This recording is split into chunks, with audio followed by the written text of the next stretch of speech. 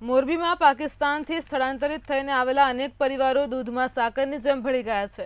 મોરબી જિલ્લા કલેક્ટર તેમજ વહીવટી તંત્ર દ્વારા આ લોકોને નાગરિકતા મળી જાય તે માટે સતત પ્રયત્નો કરવામાં આવે છે। ત્યારે જિલ્લા કલેક્ટર કેબી ઝવેરી તેમજ ધારાસભ્યના હસ્તે 13 વ્યક્તિઓને ભારતના નાગરિક તરીકેના પ્રમાણપત્રો એનાયત કરાયા છે।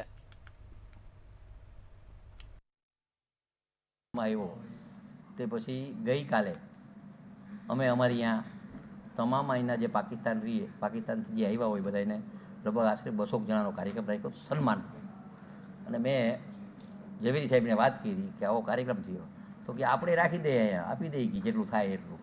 એટલે કાલ સાંજે જ નિર્ણય લઈને તાત્કાલિક આજે 13 જણાને અહીંયાની સિટીઝન મળી છે અને અહીંના નાગરિકત્વનો પત્ર એમને આજે અમારા અધિકારી સાથે રહીને રાજકીય રીતે અને તમામે 13 જણાને એને કાયમી અહીંયા રહેવા માટેનો એનો પત્ર આપી દીધો હોય।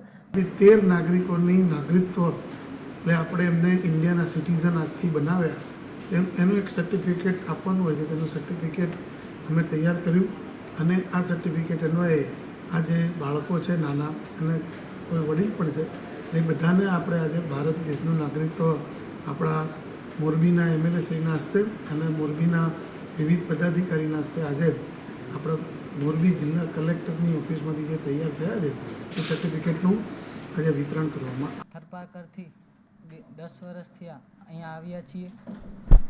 અમને આજે સિટીઝનશીપ મળી રહી છે તેની ખૂબ ખુશી થાય છે। અમારા વડાપ્રધાન શ્રી નરેન્દ્રભાઈ મોદી તેમનો આભાર માનીએ છીએ।